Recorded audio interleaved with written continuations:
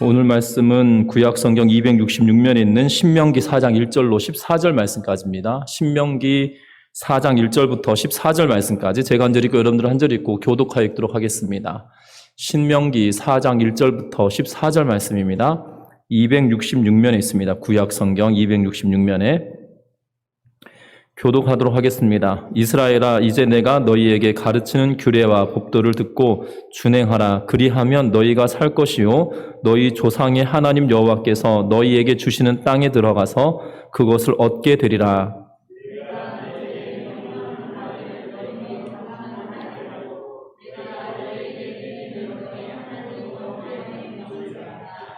여호와께서 바알부올의 일로 말미암아 행하신 바를 너희가 눈으로 보았거니와 바알부올을 따르는 모든 사람을 너희의 하나님 여호와께서 너희 가운데에서 멸망시키셨으되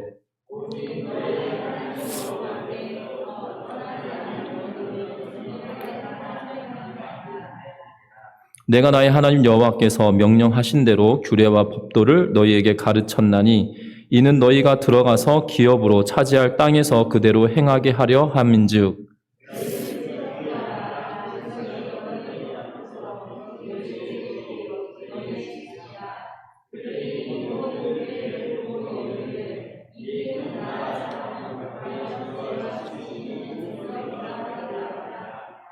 우리 하나님 여호와께서 우리가 그에게 기도할 때마다 우리에게 가까이 하심과 같이 그 신이 가까이 함을 얻은 큰 나라가 어디 있느냐?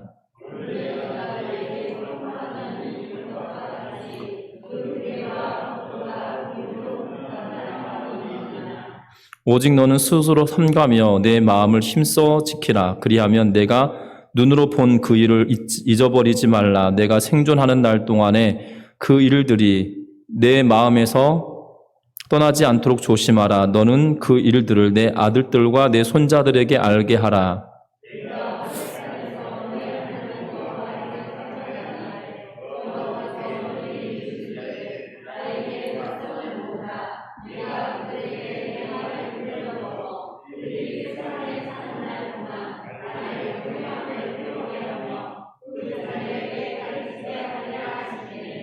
너희가 가까이 나와 산 아래에 서니 그 산에 불이 붙어 불길이 충천하고 어둠과 구름과 흑암이 덮였는데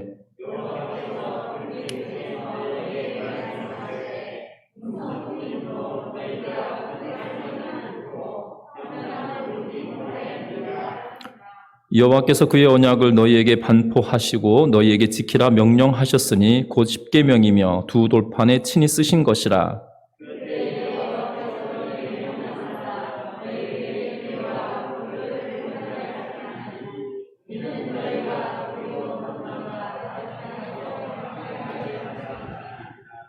아멘. 우리 앞을 향하여 인사 나누겠습니다. 사랑하고 축복합니다. 사랑하고 축복합니다. 2014년에 명량이라고 하는 영화가 개봉되었습니다. 1,000만 명이 넘는 관객이 들어서 흥행한 영화라고 이야기 되어집니다. 우리가 잘 알고 있는 이 명량이라고 하는 영화는 이순신 장군의 명량해전에 관한 영화입니다. 이 영화 속에서는 명대사들이 굉장히 많이 있었습니다. 예를 들자면 이런 대사가 그 영화 포스터에도 기록되어 있었는데요. 신에게는 아직 12척의 배가 남아 있사옵니다. 라며 극강의 긍정적인 그런 생각을 나타내는 그런 모습을 보여줍니다. 12척 밖에 남지 않았습니다가 아니라 아직 12척이나 남아 있습니다. 라고 하면서 이순신 장군이 그의 자신감과 책임감을 느낄 수 있는 명대사였던 걸로 보여집니다. 뿐만 아닙니다. 극중에서는 이순신 장군과 더불어 그의 아들이었던 이회라고 불리는 그 아들과 끊임없는 대화를 나누는 그러한 장면이 나옵니다. 그러면서 이순신 장군이 이렇게 말을 합니다. 뭐라고 말하냐면 두려움은 필시 적과 아군을 구별하지 않고 나타날 수가 있다. 저들도 지난 6년 동안 나에게 줄곧 당해온 두려움이 분명 남아있기 때문이다. 만일 그 두려움을 용기로 바꿀 수만 있다면 말이다. 그 용기는 100배, 1000배 큰 용기로 배가 되어 나타날 것이다 라고 하면서 그의 아들에게 이야기합니다. 그랬더니 그 아들이 그 두려움을 어떻게 용기로 바꿀 수 있습니까? 라는 질문을 던지고 나서 대화가 그쳐지거든요. 그리고 난 이후에 명랑해전에 나아가는데요. 그리고 그 영화 안에서는 이 이순신 장군 배 한 척만 나가서 전쟁을 치르다가 이순신 장군이 승전에 가는 모습을 보고 다른 병사들도 합류하여서 이 전쟁에서 승리하게 되었다라는 그러한 영화의 이 실화를 영화로 만든 내용을 보게 되어집니다. 분명한 것은 이 명랑해전에서의 승리의 방법이 있었다라면 다른 이유가 아니라 이 이순신 장군이 말하였던 것처럼 두려움을 또한 용기로 바꿔주는 그러한 사건이 있었고, 또 하나는 지형을 잘 활용하였던 이유가 있었고, 또 하나는 우리나라의 조선의 판옥성과 일본의 배의 성능이 각각 다른 것을 정확하게 알고 있었기 때문에 이러한 전술을 펼칠 수 있었다라고 여러 가지 학자들은 이야기하지만, 중요한 것은 이 영화상에서만 보면 두려움을 용기로 바꾸는 그러한 힘이 있었기 때문에 전쟁에서 승리했다라고 보여집니다. 오늘 성경 말씀에 보면 이스라엘 백성들이 가나안 땅으로 들어가기 전에 그들이 갖추어야 될 마음적인 생각을 모세가 이야기하고 있는 것을 보게 됩니다. 어찌 보면 이스라엘 백성들은 염려와 걱정이 있었을 것입니다. 왜냐하면 가나안 땅에 들어가야 되는데 이미 전쟁을 치러서 승리하는 기억도 있었지만, 반면에 불순종한 역사들이 그들에게 여전히 남아있기에 가나안 땅에 들어가서 너희가 이 승리의 기쁨만 가지고 있을 것이 아니라 이 가나안 왕 야빈과 야빈이 아니죠. 이 바산 왕 옥과 시온과의 전쟁에서 승리하였던 그 사건으로 인하여 흥분하고 즐거워할 일만이 아니라 너희가 그 땅에 들어가서 반드시 갖추어야 될 그런 마음의 가짐을 오늘 성경은 이야기하고 있다는 것입니다. 우리가 신앙생활 하면서도 또한 이 땅을 삶을 살아가면서도 믿음의 삶을 살아갈 때나 세상 일을 살아갈 때 우리에게 필요한 것이 있다라고 말하면서 그 마음가짐을 오늘에게 말하고 있는데요. 이 마음가짐은 다른 것이 아니라 가나안 땅에 들어가서 그 땅이 너에게 축복의 땅이 될 것이냐 아니면 저주의 땅이 될 것이냐 라는 것은 너희의 마음에 달려있다라고 하며 너희가 행해야 될 일들을 말하고 있는 것을 보게 되어집니다. 그래서 오늘 본문 말씀을 통하여서 이스라엘 백성들이 모세를 통하여 마음에 갖추고 있는 그러한 마음가짐을 우리도 동일하게 갖춤으로 말미암아 이 땅에서 이 축복의 땅으로 우리가 서 있는 그곳이 복의 땅이 되어지는 은혜를 누리는 우리 전미중앙교회 성도님들 되시기를 주의 이름으로 부탁드립니다. 먼저 우리가 해야 될 것이 있는데요. 1절과 2절 말씀 같이 읽어보겠습니다. 같이 읽습니다. 이스라엘아, 이제 내가 너희에게 가르치는 규례와 법도를 듣고 준행하라. 그리하면 너희가 살 것이요 너희 조상의 하나님 여호와께서 너희에게 주시는 땅에 들어가서 그것을 얻게 되리라. 내가 너희에게 명령하는 말을 너희는 가감하지 말고 내가 너희에게 내리는 너희 하나님 여호와의 명령을 지키라. 아멘. 오늘 이 말씀에 보면 무엇이라고 이야기합니까? 규례와 법도를 듣고 준행하라 라고 이야기합니다. 그러면 너희가 살 것이다 라고 이야기합니다. 너희 조상의 하나님 여호와께서 너희에게 주시는 땅에 들어가서 그것을 얻게 될 것이다 라고 이야기합니다. 여기서 잘 알아야 되는 것은 규례와 법도를 듣고 준행하게 되어진다면 이라고 하는 조건이라는 거예요. 2절에도 마찬가지로 말합니다. 내가 너희에게 명령하는 말을 너희는 가감하지 말고 내가 너희에게 내리는 너희 하나님 여호와의 명령을 뭐하라고 기록합니까? 지키라 라고 기록하고 있다는 것이에요.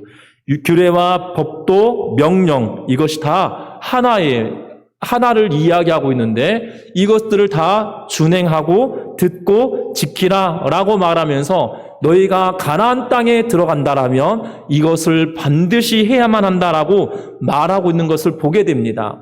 우리가 이 땅의 삶을 살아갈 때도 마찬가지입니다. 우리가 이 땅의 삶을 살아갈 때 우리가 서 있는 그곳이 하나님의 복을 누리는 축복의 땅이 되어지길 원한다라면 하나님의 말씀과 규례와 율례와 법도를 지키며 순종하는 은혜가 있기를 주의 이름으로 부탁합니다.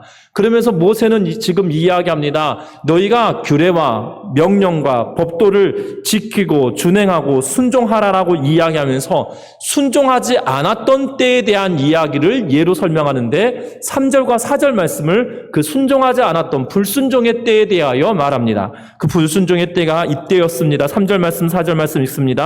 여호와께서 바알부올의 일로 말미암아 행하신 바를 너희가 눈으로 보았거니와 바알부올을 따르는 모든 사람을 너희 하나님 여호와께서 너희 가운데서 멸망시키셨으되 오직 너희의 하나님 여호와께서 너희는 오늘까지 다 생존하였느니라. 아멘. 오늘 이 말씀은 이스라엘 백성들이 40년 광야 생활을 거의 끝나갈 쯤에 지금 이 모세가 말하고 있는 그 시점으로부터 몇 개월 되지 않았던 전에 이러한 일이 벌어졌습니다. 성경은 민수기 22장부터 시작하여서 25장 말씀까지 이 사건을 기록하고 있는데요. 그곳에 기록되어져 있는 내용은 무엇이냐면 이스라엘 백성들이 이 발락의 땅을 지나려고 하는 그러한 순간에 발락이 이스라엘 백성들이 지나는 것을 허락하지 않습니다. 그리고 나서 모압 땅을 지나려 할 때 모압의 왕 발락이 그 땅을 지나지 못하게 합니다. 그러면서 모압 왕 발락이 어떠한 일을 꾸미냐면 이 메소포타미아의 선지자로 불려졌던 발람을 초대합니다. 그래서 뭘 하게 하냐면 이스라엘 백성들에게 흑마술을, 다시 말하면 그들에게 저주하여서 그들이 저주를 받도록 만들어 달라라고 이야기합니다. 그러자 발락이 보내었던 수많은 제사장들의 눈이 어두워서 하나님께 조릅니다. 그리고 그 땅을 떠나 나올 때 어떠한 일이 벌어집니까? 그가 타고 있던 나귀가 말을 하며 가지 않는 것을 두고 채찍질하자 말을 하게 되는 걸 보게 됩니다. 그리고 발람에게 내가 주는 말만 하라고 하나님께서 말씀하십니다. 그러면서 발락이 발람에게 이스라엘 백성들이 잘 보이는 땅에 가서 저들을 저주하려고 하였더니 하나님께서 그에 담아주신 대로 축복의 메시지를 예언합니다. 그리고 이스라엘 백성들이 조금 멀리 떨어져 보이는 곳에서 제단을 쌓고 저들을 저주하라고 이야기하니까 또다시 하나님께서 그에게 담아주신 대로 축복의 예언을 하고 있는 그러한 모습을 보게 됩니다. 그러자 발락이 세 번째 제사를 지내는데요. 어떻게 하냐면 이스라엘 백성들이 보이지 않는 곳에서 하나님의 백성 이스라엘 백성들을 저주하라고 이야기합니다. 그러자 하나님의 백성인 그들에게 저주한 것이 아니라 그의 입에 축복의 예언의 메시지를 하나님께서 담아주심으로 말미암아 결국 축복하는 걸로 끝나버려요. 그런데 놀라운 것은 25장에 들어와서 어떠한 일이 벌어지냐면 이스라엘 백성들이 바알부올이라고 하는 사건을 맞닥뜨립니다. 이 25장에는 어떠한 일이 벌어지냐면 모압 여인들이 와서 이스라엘 백성들과 더불어 음행하게 되어지는데 그 음행은 단순히 음란함을 말하고 있는 것이 아니라 모압의 신을 섬기는 행위를 하고 있는데요. 여러분들 고대 근동이나 또한 그리스나 고대 그리스에서는 어떠한 일들이 벌어졌냐면요. 그들의 신을 섬길 때에 그들의 신에게 예배하는 것이 번제를 하고 제사를 쌓고 굉장히 경건하게 행했던 것이 아니에요. 그들이 어떠한 일을 범하냐면 짐승을 잡고 그 신전 안에서 이 음란한 행위들, 성행위를 함으로 말미암아 그들의 신이 그 모습을 보고 흥분하여서 제사 지내는 자들에게 축복하도록 하는 것이 그들의 제사법이었어요. 그러다 보니까 모압이 섬기고 있었던 신은 금오스인데 오늘 이 성경에 보면 바알부올이라고 해서 지명을 말하고 있는 것이 아니라 바알을 섬긴 것처럼 말하고 있는데요. 어찌되었던 이 금오스든 아니면 그 가나안 땅에 향한 토착화되어졌던 그 신을 섬겼던 일이든지 간에 중요한 것은 그들이 음란한 행위를 함으로 말미암아 그들의 신을, 그 땅의 신을 섬기게 만들었던 계략을 누가 하고 있냐면 이 발람이 하고 있었다는 거예요. 발람이 지혜를 주어서 발락에게 지혜를 줌으로 인하여서 이스라엘 백성들이 음란하고 우상을 섬기는 일에 참여하게 만들었다라고 말하고 있다는 것이에요. 그런데 이때 어떠한 일이 벌어집니까?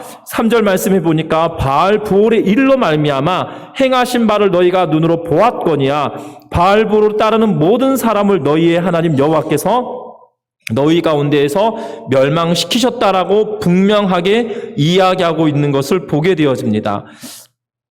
분명한 것은 이 사건으로 말미암아 하루 동안 24,000명이 죽임을 당하였다라고 민수기 25장에서는 기록하고 있는데요. 수많은 사람들이 음란함을 행함으로 말미암아 그 가운데 25,000명이 죽임을 당했다라고, 그들이 다 멸망되었다라고 이야기하고 있는 것을 보게 됩니다.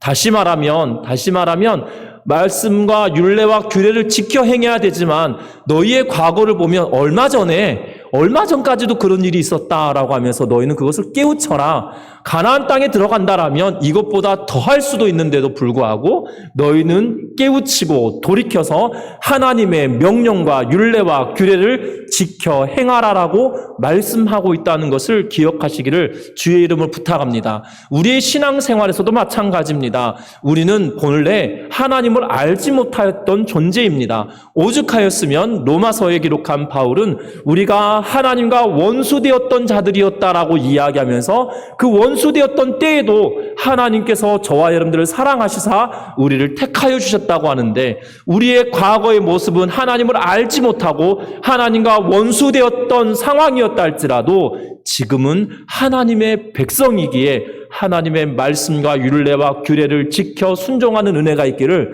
주의 이름으로 부탁합니다. 그 삶이 우리의 신앙에 전반적으로 나타나야 된다는 거예요. 하나님의 말씀이 나와 전혀 상관없다라면 우리는 가나안 땅에 들어가도 축복의 땅이 되는 것이 아니라 그 땅은 저주받는 땅인 거예요. 여러분들 잘 아셔야 됩니다. 이스라엘 백성들의 역사를 보면 가나안 땅에서 하나님과 가까이 있을 때 그들이 어떠한 일이 벌어졌습니까? 흥왕하였어요. 딱 한 번 흥왕하지 않을 때가 있었습니다. 북이스라엘의 여로보암 2세 왕이었던 때에 그들이 너무나도 악을 행했기 때문이에요.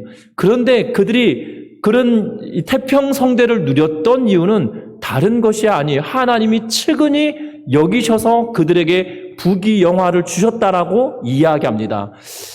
여러분들 기억할 것은요, 이스라엘 백성들이 그러한 죄악을 행하였지만 측은히 여겨셔서 부하게도 해 주셨지만 결국은 북이스라엘은 지구상에서 없어져 버렸어요. 아수르로 끌려가고 그 땅의 거민들을 쫓아내버리고 다른 거민을 들여오고 혼혈 정책을 씀으로 말미암아 이 이스라엘 사람들이 남아있지 않도록 만들어 버렸다는 거예요.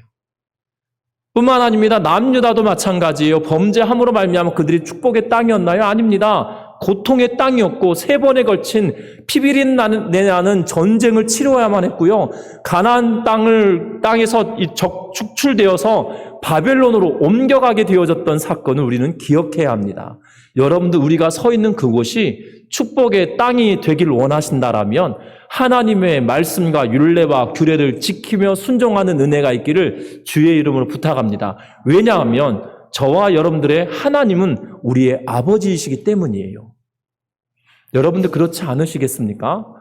하나님이 내 아버지라고 말함에도 불구하고 하나님 아버지의 말을 순종하지 않아요. 여러분들 자녀 중에 순종하는 자녀와 순종하지 않는 자녀가 있다라면 어떠하시겠어요? 여러분들 마음은 어떠실 것 같으세요? 말을 하면 지독하게도 말을 듣지 않는 자녀가 있다라면, 한마디를 하면 10가지를 부모의 마음을 시원하게 한다라면 어떤 자녀에게 더 은혜를 베풀어 줄 것 같으시나요? 여러분들 이 육신의 자녀들에게도 여러분들 이 마음을 시원케 하는 자와 마음을 불편하게 하는 자의 태도가 달라지는 것이 내 자녀임에도 불구하고 그런 편애가 나타나는 것이 보여지거든요. 절대 아니다라고 말할 수도 있겠지만 여러분들 10손가락 깨물어서 안 아픈 손가락은 없다라고 말합니다. 그런데 희한한 것은 깨무는 사람 마음이에요. 그렇지 않을까요? 세게 깨물고 싶으면 세게 깨물고 살살 깨물고 싶으면 살살 깨무는 거예요. 깨물고 싶은 사람 마음인데 손가락은 아플 수도 있지만 깨무는 사람 마음에 따라 달라지는 것 같아요. 여러분들 기억하십시오. 저와 여러분들이 하나님을 아버지로 모시고 살아가는 주의 백성이다라면 주의 말씀과 율례와 규례를 지키며 순종하며 살아냄으로 말미암아 여러분들이 서 있는 그곳이 축복의 땅이 되기를, 젖과 꿀이 흐르는 땅이 되기를 주의 이름으로 부탁합니다. 또 하나가 있습니다. 오늘 5절 말씀을 같이 읽어봅니다. 5절 말씀 읽습니다. 내가 나의 하나님 여호와께서 명령하신 대로 규례와 법도를 너희에게 가르쳤나니 이는 너희가 들어가서 기업으로 차지할 땅에서 그대로 행하게 하려 함인즉. 아멘. 6절 말씀도 읽어봅니다. 너희는 지켜 행하라. 이것이 여러 민족 앞에서 너희의 지혜요 너희의 지식이라. 이 모든 규례를 듣고 이르기를 이 큰 나라 사람은 과연 지혜와 지식이 있는 백성이로다 하리라. 아멘. 희한합니다. 하나님께서 주신 율례와 규례와 법도를 지켜 순종하며 살아가는 것은 그들에게 무엇을 주는 거냐면 굴레와 멍에를 지어주는 것이 아니다라고 말해요. 6절에 보니까 이것은 여러 민족 앞에서 너희의 무엇이라고요? 지혜요. 그리고 너희의 무엇이라고요? 지식이다라고 말해요. 너희가 이 법도와 율례와 규례를 지켜 순종하면 이것이 너희에게 굴레이고 멍에이고 무거운 짐이다라고 말하는 거 있는 것이 아니라 너희에게 지식이고 너희의 지혜다라고 하면서 너희에게 소유된 지혜이고 지식이다라고 이야기하고 있는 걸 보게 됩니다. 여러분들 잘 생각해 보십시오. 잘 생각해 보십시오. 신생 국가가 딱 태어났습니다. 우리나라도 대한민국이 1945년 8월 15일 광복을 하였습니다. 그런데 여러분들 이 대한민국이 법 체제를 갖추게 된 때는 언제입니까? 법 체제를 갖추게 된 거는 재헌국회가 열리고 1948년 7월 17일에 헌법을 선포함으로 말미암아 정식적으로 나라가 헌법 위에 토대를 두고 나라가 법치주의 국가가 시작되었다는 사실이에요. 예, 여러분들 분명한 것은 신생 국가라 할지라도 이 법이 없던 그 시간이 있었고 이 헌법이 없던 시간들이 있었지만 분명한 것은 그럼에도 불구하고 지금 이스라엘 백성들은 300년 이상 예굽에서 종살이 하던 사람들이었어요. 그리고 40년 동안 광야 생활하던 사람들이었어요. 그런데 그들이 가나안 땅에 딱 들어와서 그들이 행하는 것은 무엇이냐면 체계적인 율례와 규례와 법도대로 그들이 행하고 있다는 사실이에요. 놀랍지 않으십니까? 이것이 너희에게 지혜이고 너희에게 지식이래요. 그러면서 뭐라고 이야기하냐면 8절 말씀 같이 읽어봅니다. 7절과 8절 말씀 같이 읽어보겠습니다. 우리 하나님 여호와께서 우리가 그에게 기도할 때마다 우리에게 가까이 하심과 같이 그 신이 가까이 함을 얻는 큰 나라가 어디 있느냐? 오늘 내가 너희에게 선포한 이 율법과 같이 그 율례와 법도가 공유로운 큰 나라가 어디 있느냐라고 이야기하고 있어요. 여러분들 기억하십시오. 율례와 법도가 있는 나라는 무슨 나라라고요? 큰 나라라고요. 율례와 법도대로 공의롭게 통치되어지는 나라가 무슨 나라라고요? 큰 나라라고요. 여러분들 기억하셨으면 좋겠습니다. 하나님은 그들에게 이 멍에와 굴레를 지어준 것이 아니고요. 그들이 믿지 아니하는 그 지역의 사람들이 깨닫도록 만드는 것은 무엇이냐면 큰 나라 사람으로 여기도록 만들어준다는 거예요. 어떠한 법 체제를 가지고 있느냐에 따라 그 나라의 수준이 달라지는 것이거든요. 여러분들 과거에는 제가 대학 다닐 때만 하더라도 고속도로를 막 달리다가 고속도로 순찰대에 딱 잡히면 이 고속도로 순찰대에 잡히면 무엇 먼저 하셨습니까? 이 90년대 초반, 80년대 후반, 90년대 초반만 하더라도 이 경찰에게 딱지 끄는 대신에 그냥 이 현금을 쥐어주면 딱지를 끊지 않고 그냥 보내주던 때가 있었어요. 그게 대한민국이었습니다. 그게 저만의 경험인 것처럼 여러분들 그런 일이 있었어요. 그래서 오죽하였으면 고속도로 순찰대 하는 기간 동안 집을 몇 채 사지 못하면 바보다라고 이야기하는 일들이 있다라고 하면서 이렇게 사람들에게 회자되던 때가 있었어요. 여러분들 그런 때가 있었지만 지금은 그것이 가능한가요? 절대로 그렇지 않아요. 절대로 그렇지 않아요. 오히려 그랬다가 이 공무집행 방해 이러면서 굉장히 큰 죄의 목을 더 씌워지게 되는데요.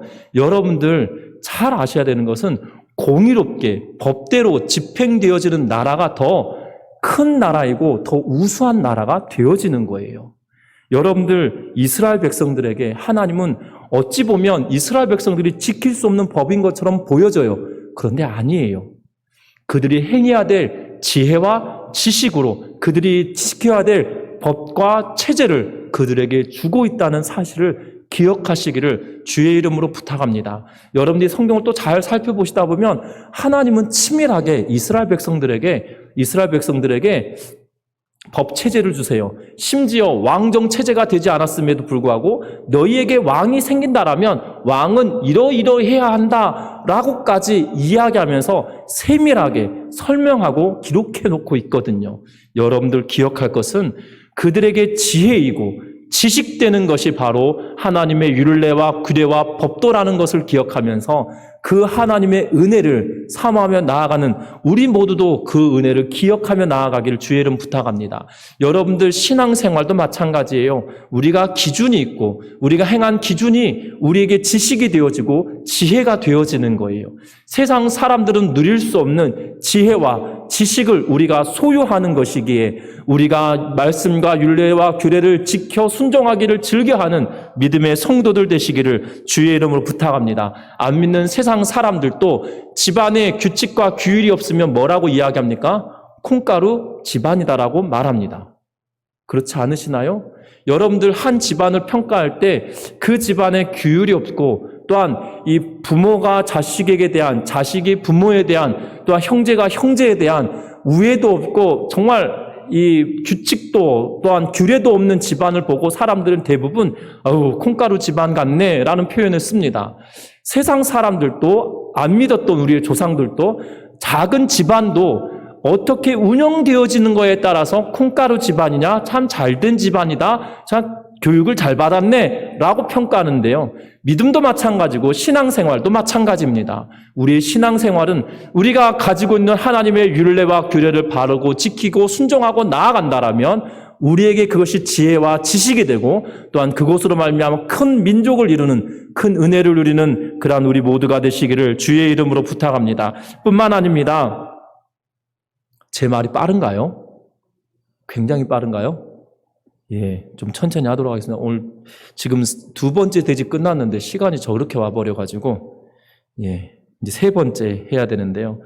이 10절, 9절 말씀 다 같이 한번 읽어보겠습니다. 9절 말씀 읽습니다. 오직 너는 스스로 삼가며 내 마음을 힘써 지키라. 그리하여 내가 눈으로 본 그 일을 잊어버리지 말라. 내가 생존하는 날 동안에 그 일들이 내 마음에서 떠나지 않도록 조심하라. 너는 그 일들을 내 아들들과 내 손자들에게 알게 하라. 아멘. 오늘 이 말씀 보면 너만 지키고 순종하라라고 말하지 않습니다. 뭐라고 이야기합니까? 너는 그 일들을 내 아들들과 내 손자들에게 알게 하라라고 하면서 네 자녀들과 너의 자손들에게 이것을 알게 해라라고 말합니다. 그러면서 너희가 알아야 될 것이 무엇이냐면 10절부터 시작해서 말하는 것은 무엇이냐면 이 시내산에 딱 도착했을 때에 하나님이 이스라엘 백성들에게 주셨던 그 하나님의 말씀에 대하여 말합니다. 우리 성경 한 구절 찾아봅니다. 출애굽기 19장 말씀 보겠습니다. 출애굽기 19장입니다. 19장 16절 말씀부터